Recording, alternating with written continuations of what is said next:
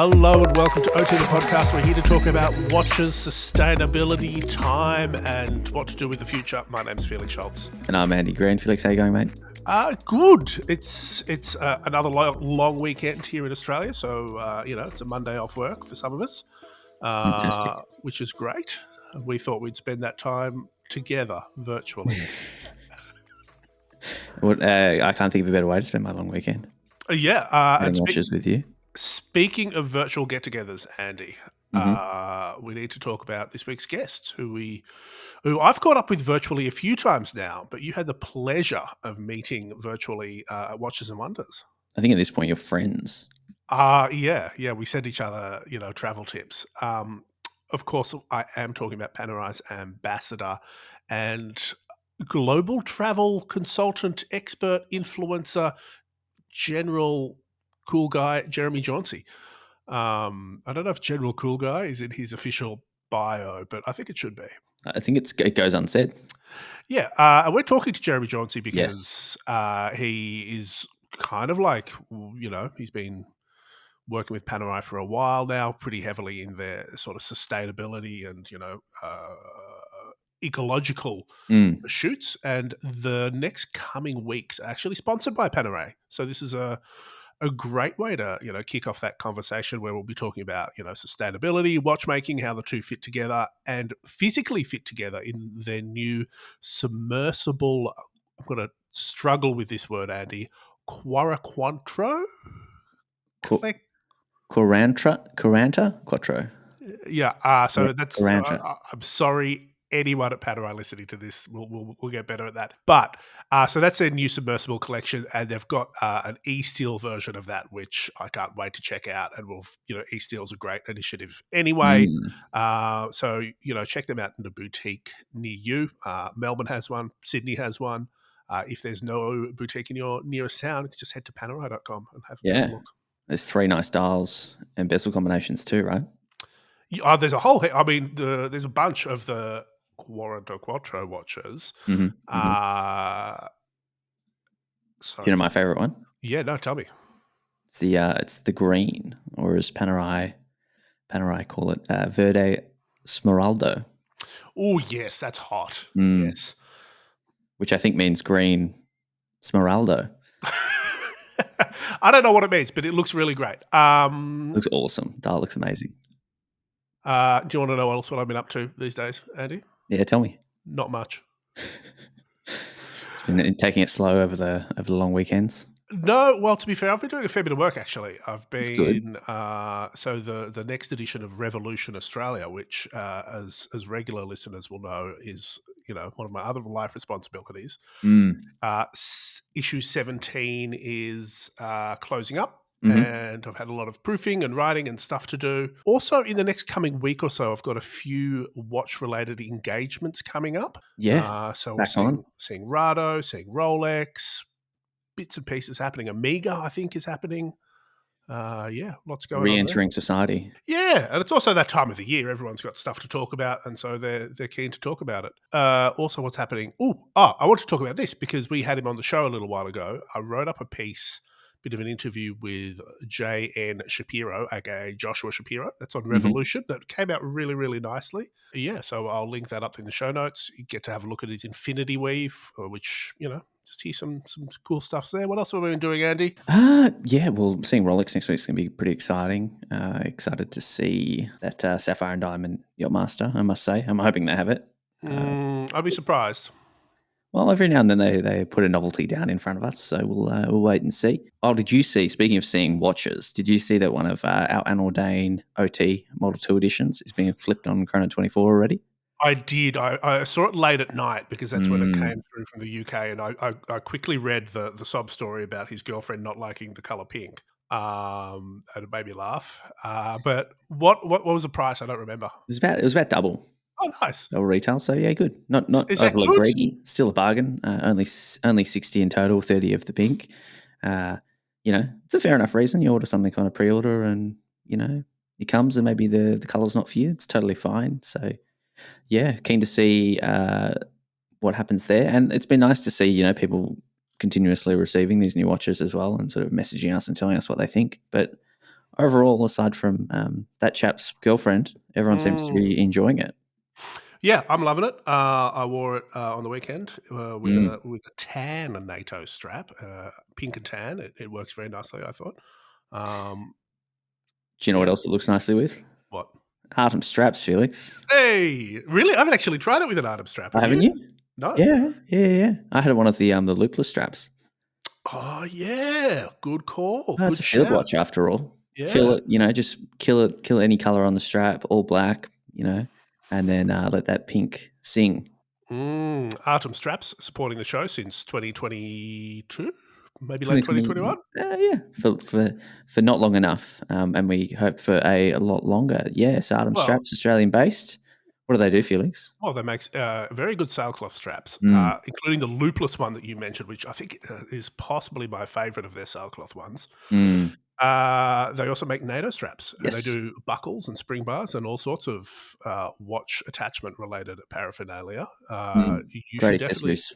check them out, artemstraps.com Yeah. or artem.straps on Instagram, I think. Yeah, Artem.straps on Instagram. I like them because it's sort of a great place to shop for, say, a last minute gift. Say you got a friend who needs some, who's into watches and you don't want to get them at $100, $200 budget. Artem Straps, they'll hook you up with a bunch of nice stuff that you can treat Mm. your watch friends with, or yourself. Hey, put a pic of that anOrdain on a sailcloth up, or if it's changed straps already, I might have to give the combo a try as well. Yeah, we can have a combo off. I got a question for you, Andy. Mm, And this is I've been thinking about this a bit because I've been doing a bit of spring cleaning, B mm. seeing some stuff come out of Watches and Wonders, and C, we're talking about sustainability. Um, what we do, when we talk about watches sort of professionally or semi-professionally, Yep. you get stuff when you go places. There'll often be like a little swag bag or something at the end of the event, or if Mm.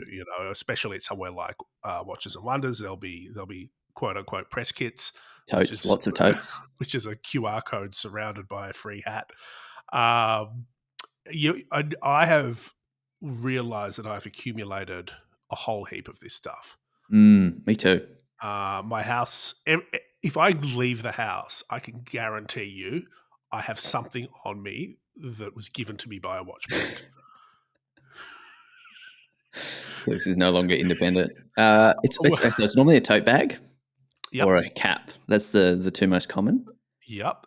Pens. Get a lot of pens. Pens, the like hardback notebooks that are Yep. too nice to write in. This is it. This is what I wanted to Mm. know. What do you do with this stuff? Okay, so we've got like lovely candles from say Mm, Cartier, right? And mm, they're a very expensive candle. They're mm. they're gift them only, and same with Rolex, right? To me, it's like almost too nice to burn. Like it's such a nice object. I don't want to burn it. Uh, that Mm, Rolex gave us a coloring in book last year with yeah. Rolex pencils. Yeah. I'm like, what am I going to do? Draw pictures of a rainbow Daytona? Like, I love the idea. It's awesome, but am I going to, Now, scribble? I had this mentality for a long time, and I sort of hoarded it up and Mm, saved it. To be fair, I do have some of that stuff still left. But I've turned over a new leaf, mm. and now I'm much more prone to using it. Using it?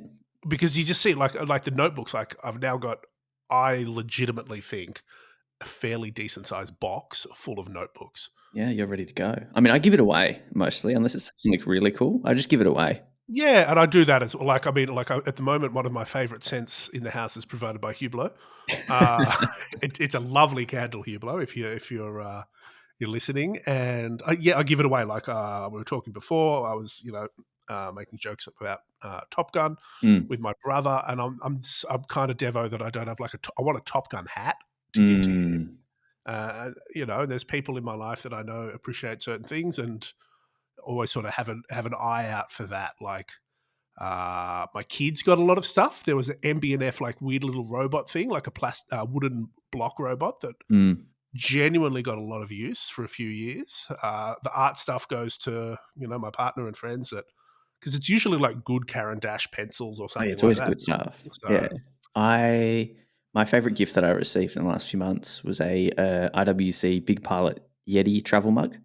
Oh, I missed that. You missed out. Yeah, you dipped out early, and then Ah. so someone else got 2. But Was it Yeti? it was Yeti. Oh, It's mate, quality. Yeah.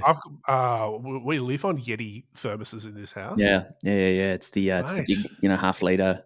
But it's got a handle, doesn't it? Has a handle, yeah. So it's not necessarily car friendly, but you know what? It's still Andy friendly. I am a little bit dev over that. One of the ones that are my constant sort of favorite ones, back in the golden days of Tudor, probably like 2014, 2015, I got a Tudor picnic rug.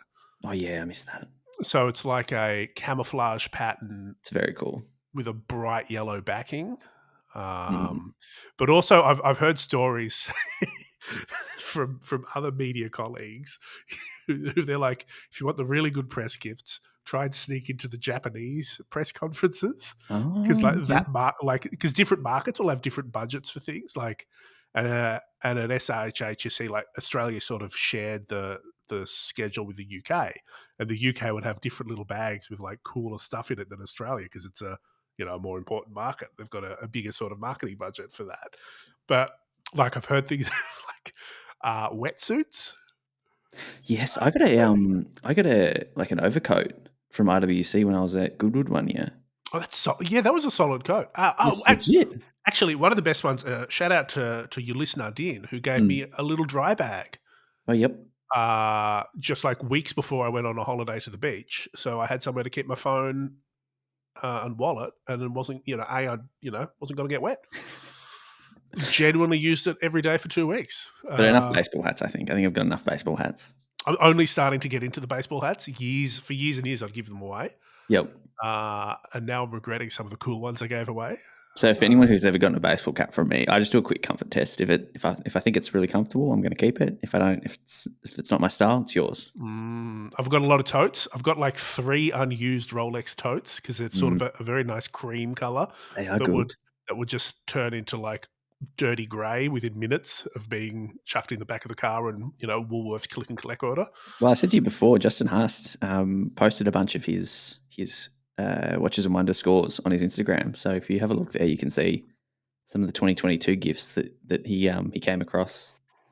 Has he put them up in like a highlight? Reels with them? I think he did. I think he did like a real quick reel, just kind of jamming through what he got. Nice. Oh, I forgot. I remember the Patek tie. Oh yeah, I got some of those. Those are pretty popular with Patek collectors and owners. Yeah. Yeah, I think I don't know what I did with some of them. I've either given them away. Maybe I sold them. I don't know. I have a Rolex. Are you allowed to sell them?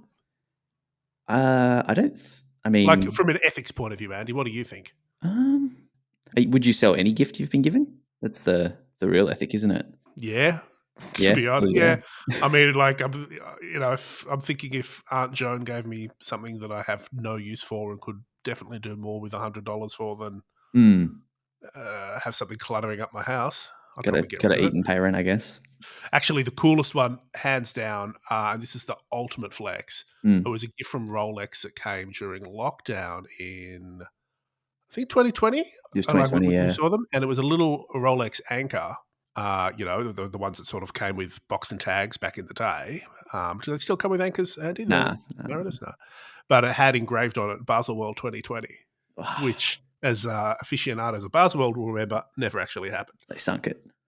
Incredible. Like, I don't know. That's speaking of incredible. Yeah. Do you know who has an incredible smile? You? Yes, but also Jeremy Jauncy. I think we should get him on. Yeah, why not? Let's get JJ on. Let's chat to Jeremy. Today we're chatting to Jeremy Jauncy, the founder of Beautiful Destinations, a Panerai Ambassador, and advocate of globe-trotting the sustainable way. Welcome to OT. Jeremy, how are you? Good to see you guys. Thank you for having me. Our pleasure, Jeremy. First question I have is, what is sustainable travel? Oh, great question. So the core idea is looking at, I guess, 3 kind of key stakeholders in the travel experience. Obviously, the consumer, which is thinking about how you educate consumers on the carbon footprint when they travel, the way that they fly, the accommodation that they use, the experiences that they do on the ground. That's the first group of people you need to think about. The second is the local communities, who are the individuals that you actually impact when you go and you travel. And oftentimes people think of the leisure experience from a consumer standpoint, but don't fully think through what the sustainable impact might be on the local communities of actually going in and spending time when you travel with these communities. So there are economists around the world that refer to the travel and tourism industry as the ATM of the world, because the moment that you land in a new destination that you're going to, instantaneously you're putting money into that economy, whether it's buying a coffee at a local coffee shop, taking a taxi to a meeting or a commitment that you have, or even spending money in a restaurant. All of those things instantly put money into the economy. So there's an impact on the community, who are the second group of stakeholders. And then the third is actually the natural environment itself. So traveling in a way that respects and understands that physical impact that you have when you land in a destination. And particularly when we talk about the positive and negative impacts that we see with travel, oftentimes what captures most of the headlines is challenges from over tourism, or challenges from bad city planning, or ways that you'll see lots of tourists descend on a destination and then have a negative impact. Sustainable tourism thinks about how you offset that and how you plan and build your experiences in a way that doesn't have that negative impact. One thing that we really love about Panerai is that Panerai Ambassadors especially is everyone seems to have a really cool Panerai story. We spoke to Mike Horn and he told us about how he sort of used a watch as sort of a climbing python. Have you got one of those cool Panerai stories you can share with us yet? Oh, well, I do, but it's hard to come after any story about Mike Horn. I mean, that guy has more amazing stories than anyone could ever imagine. But the story for me with Panerai, it's a very personal one. Very, very close personal friend and business partner. His father gave him a Panerai, and his father, in his early career, had built his first travel experience going over to the United States. He was based in Wales in the United Kingdom.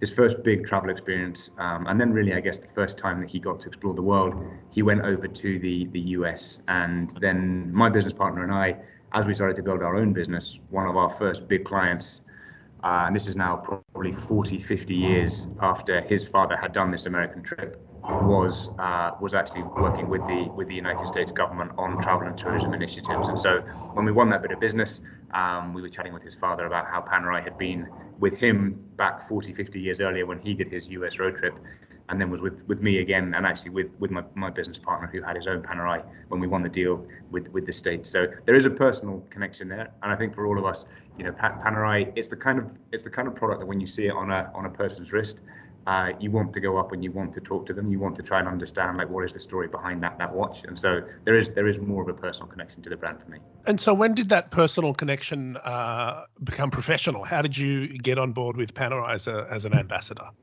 Yeah, so I actually was a friend of the brand way before we did anything professionally. I mean, I've loved the brand since I was very young and was wearing the brand, I think, back in 2018, where we were just connecting with different members within the Panerai team and just talking about how much I loved the business and how much I loved the product. And completely organically, we started to spend more time talking about what would it look like to come into the brand, a bit more professionally and be an official ambassador. So that's been really only about a year now. We made the announcement last year with the launch of the eSteel and really the pushes that the brand has been making into sustainable watchmaking and circular watch manufacturing. So it's really only been a year professionally, but a long time caring about the brand.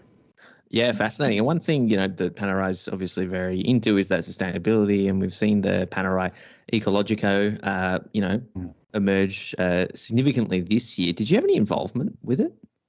Well, from a learning standpoint, absolutely. I mean, the brand has been amazing at onboarding me and giving me an insight into what's actually happening. And so I'm sure your listeners know and you guys know that really the brand has been pioneering both from a consumer marketing and awareness standpoint, but also leading from the trade standpoint, being the guys that were the first ones to step up and say, hey, listen, let's look at supply chain, let's look at the back end pieces that actually make up the product before it gets into the consumer's hands, and think about how we tell a sustainable story and set a sustainable example to the industry. So here at Watches and Wonder this year, I'm sure there'll be a bunch of other brands who then make their own sustainability announcements that will be built on the work that Panerai did or has been doing for the last few years, because they've been pushing the trade and actually open sourcing everything that they learned. So I think personally it's incredibly exciting to be associated with that kind of innovation in the industry, but then also when you see the consumer products they're beautiful products that are very exciting for people to get their hands on. Absolutely, and we're going to get into the consumer products in just a second, but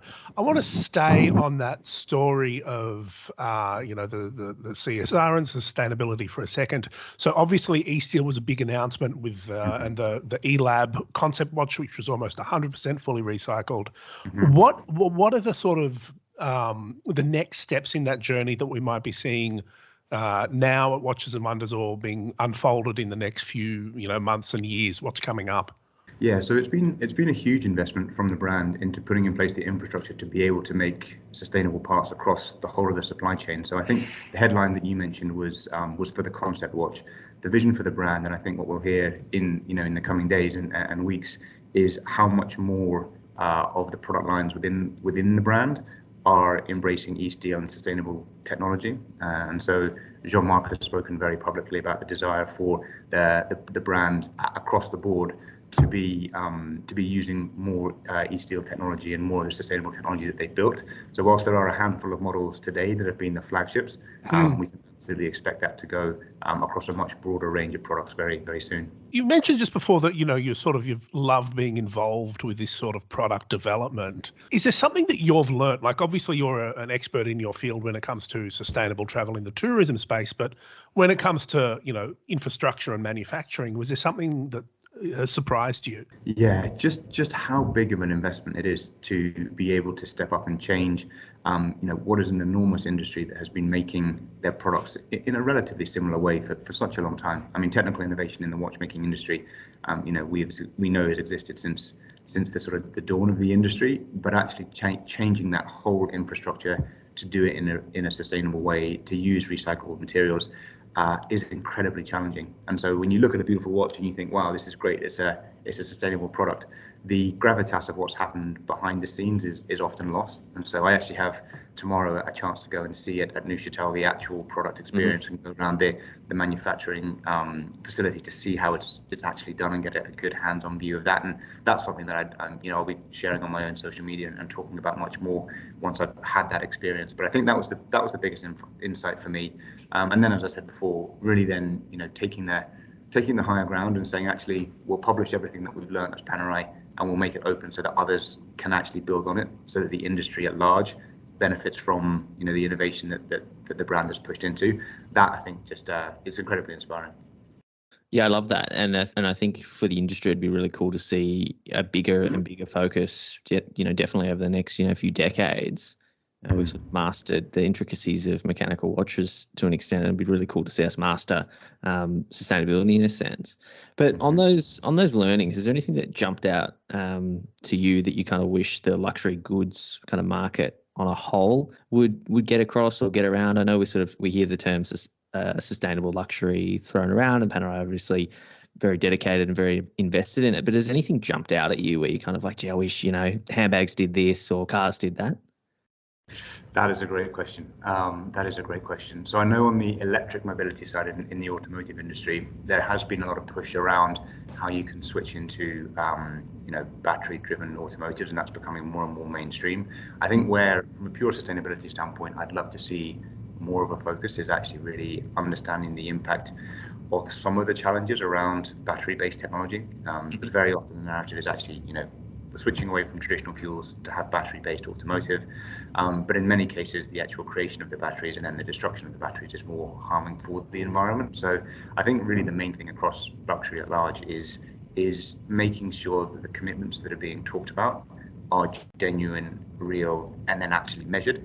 I'm an ambassador for an organization called goldstand.org, which is the official sort of accreditation agency for the space. They really are in the name, the gold standard of looking at how people manage their sustainability efforts. And so organizations like that then look into the luxury industry and say, well, across your supply chain, you're doing this well and you're doing that well, versus just talking about the marketing and maybe some of the greenwashing that's come across in certain parts of the luxury industry. I think that level of accountability is the piece that I'd love to see more of. Now, I can't help but notice that we've been talking for about 20 minutes and we've barely scratched the surface of watches. You're in Geneva. There's, I'm assuming, trays of Panerai all around you all the time. Do you have a pick of the bunch of the new releases? Not yet, and this is the bit where I think, just to keep everyone on their toes and to keep you guys on your toes, I actually don't. I know that there are some very, very exciting developments with the submersible products, and that's the thing which I think is going to be the main focus of the narrative coming out of the next few days. I don't have any insider information, unfortunately, but I think from all the things that are launching today and being announced today, there's a number of talks and a dinner this evening where a lot of things will be rolled out. So I think that's where you'll get those insights. Okay, saving your pick until then. Well, specifically something we've seen that Felix and I are very excited about is the polished ceramic bezel on those eSteel submersibles.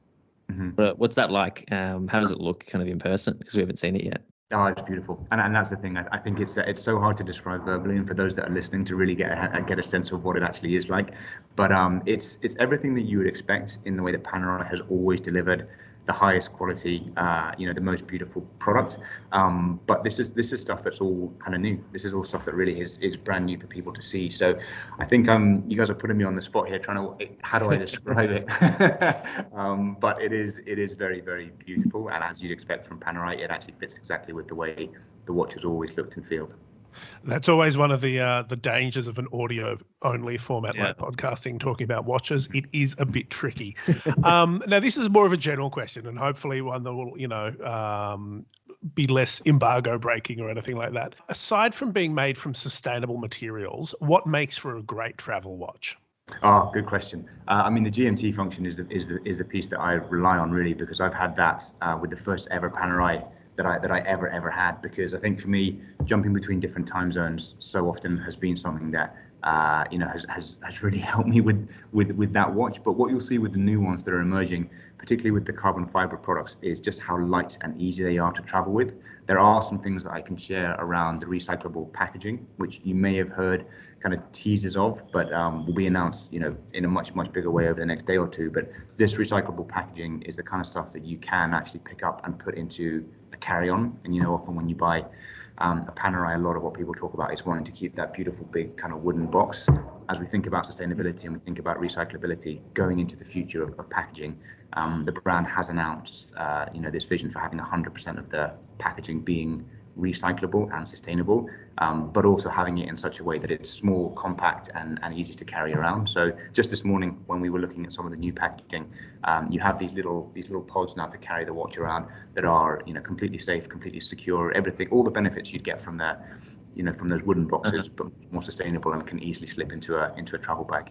That's cool. And they don't take up a ton of space. And yeah, exactly. I mean, I don't know about you guys, but I certainly found with the first Panerai that I had, the box I left at home, and then I would struggle as to how I can keep it and carry it safely. And now they've taken care of that. Hey, I love it. All right. Well, we're talking to you, Jeremy, a very well-traveled, global citizen almost. I want to hear a travel recommendation from you. Could be your favorite place in the world. Could be somewhere that's, very sustainable to visit. But where would you recommend if I was to jump on a plane tomorrow? Where am I going? Oh, that's a good question. So, I mean, there are many places now, and I think similar to the watch industry, the travel and tourism industry is realizing, how much of an impact it has on the economy. So, really investing in sustainable and regenerative travel experiences is where a lot of destinations are spending their time. But I would say that a personal favorite is Rwanda in Africa.